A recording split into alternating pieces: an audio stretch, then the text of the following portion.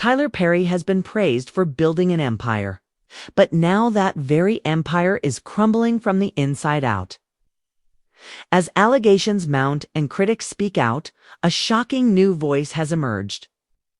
None other than Janet Jackson herself. Yes, Janet has finally broken her silence. And what she's exposing about Tyler Perry is sending shockwaves through Hollywood. This isn't just another celebrity feud. It's deeper, messier, and far more personal than anyone expected. Tyler Perry, the once untouchable mogul behind a billion-dollar entertainment brand, is now facing a firestorm of backlash. From former collaborators to outspoken critics, it seems like the protective wall around him is slowly cracking. But the biggest shock, Janet Jackson, yes, the legendary pop icon, has now stepped into the conversation. And what she just revealed has left fans speechless and Hollywood scrambling. In today's deep dive, we're unpacking the bombshells that are shaking the very core of Tyler Perry's empire. We'll explore the real reason Janet Jackson is speaking out now after years of silence.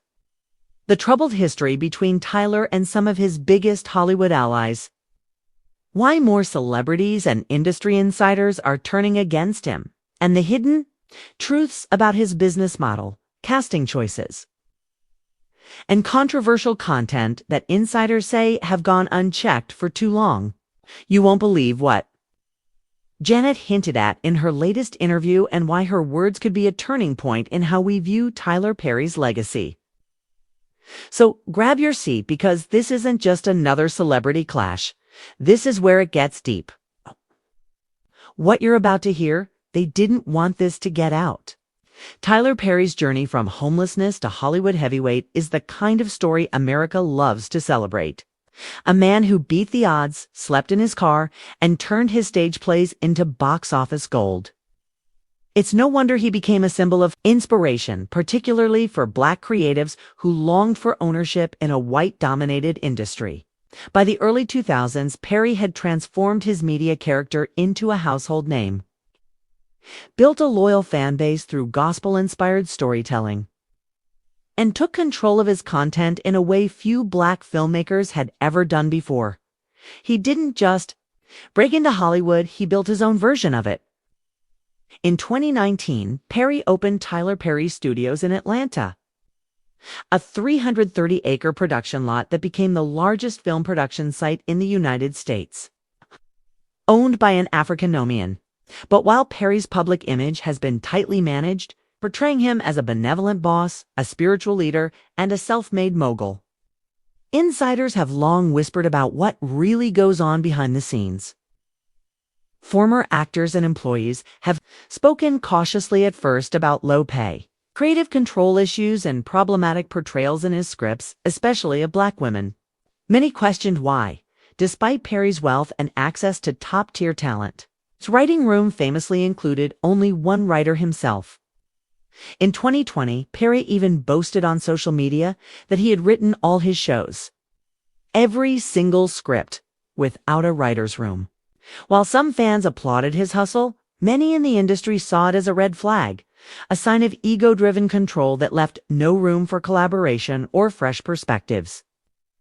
One anonymous actor from a former BET project described the work environment as fast, cheap, and emotionally draining, noting that feedback was discouraged and characters were often stereotypical and flat. Even more concerning were the persistent criticisms about how Perry depicts Black women in his films and shows, often as broken, bitter, abused, or angry. Critics argue that his narratives, while emotionally gripping, lean into harmful tropes that reinforce damaging perceptions. This brings us to a deeper question that began circulating in recent years. Is Tyler Perry's empire built on empowerment, or on the quiet exploitation of the very audience he claims to uplift? And while these conversations have existed in pockets, it wasn't until big names started to speak out that things got real uncomfortable. Because now Janet Jackson has entered the chat, and what she just implied about Perry's methods and motives, it's sending ripple effects through the entertainment world. But here's where things take a sharp turn.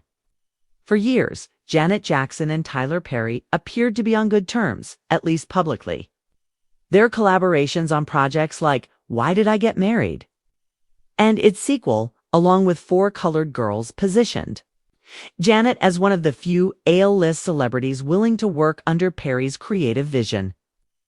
The pairing was praised as a power move, a blend of pop culture, royalty, and rising Black Hollywood. But behind that polished partnership, there were cracks in the relationship that many insiders say had been quietly building for years. And now Janet has decided to speak. In a recent interview, one that wasn't meant to go viral, but quickly, Janet was asked about the roles she chose to take in Perry's films and whether she'd consider working with him again. At first, she kept it professional, but when pressed, her response shifted from neutral to telling. "I have deep respect for Tyler as a businessman," Janet began. "But I think we have different views on what healing through art looks like." She paused, then added something that left the room silent. "At some point, pain can't just be recycled and rebranded as empowerment." That one sentence ignited a firestorm online with fans and bloggers scrambling to unpack what she really meant. According to close sources, Janet had long grown uncomfortable with the way her character Patricia was written in Why Did I Get Married? A role that saw her portraying a woman grieving the loss of a child while dealing with infidelity, mental instability, and public humiliation. Critics of the film felt that Patricia's journey, like many of Perry's female characters, was more about suffering a spectacle than genuine healing or growth. Janet reportedly challenged elements of the script during filming, pushing for a more nuanced take on grief and trauma. But Perry, who famously keeps a tight grip on creative control, allegedly shut down most suggestions. According to one production insider, Janet felt boxed in and questioned whether Perry's portrayal of Black women was reflective of healing or just trauma rebranded as entertainment. Her discomfort grew during the promotional cycle for Four Colored Girls, where several actresses, including Thandie Newton and Whoopi Goldberg, expressed concerns about the way the film shifted tone from the original play. Janet, while remaining outwardly professional, was said to have felt emotionally drained from being asked to portray back-to-back roles rooted in deep pain and despair, often without redemption. It wasn't just about acting. It was about what those stories communicated and how audiences, especially Black women, internalized them. And this, according to insiders, is why Janet has quietly distanced herself from Perry's projects over the past decade. In her recent comments, Janet made a point of saying, "Black women deserve to see themselves in joy, in wholeness, not just in struggle." That subtle jab at Perry's signature storytelling style hit hard. Fans immediately took to social media, with some praising Janet for her courage and others demanding Perry respond. But what makes this more than just another celebrity opinion? It's the timing. Janet Jackson has always been famously private. She rarely engages in controversy, names, and almost never revisits past collaborations unless prompted. So for her to make these comments now, when Tyler Perry is already facing a wave of backlash from writers, actors, and even former staff, feels like a turning point. It's no longer just anonymous actors or social media critics calling out Perry's patterns. It's Janet Jackson, a cultural icon with nothing to gain and everything to protect when it comes to her legacy. And here's the part they really don't want you to hear. Sources close to Janet claim that she's had conversations with other prominent Black women in Hollywood, and that Perry's name has come up more than once in ways that suggest a broader pattern of control, manipulation, and tone-deaf storytelling that's left many actresses feeling unheard. Could this be the beginning of a long overdue reckoning? Janet stepping forward? Who might be next? Janet Jackson might be the most high-profile figure to publicly express discomfort with Tyler Perry's creative direction. But she's far from the first.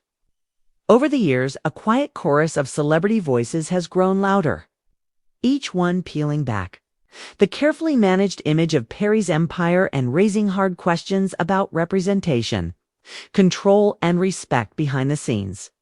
Let's start with one of the boldest voices, Monique.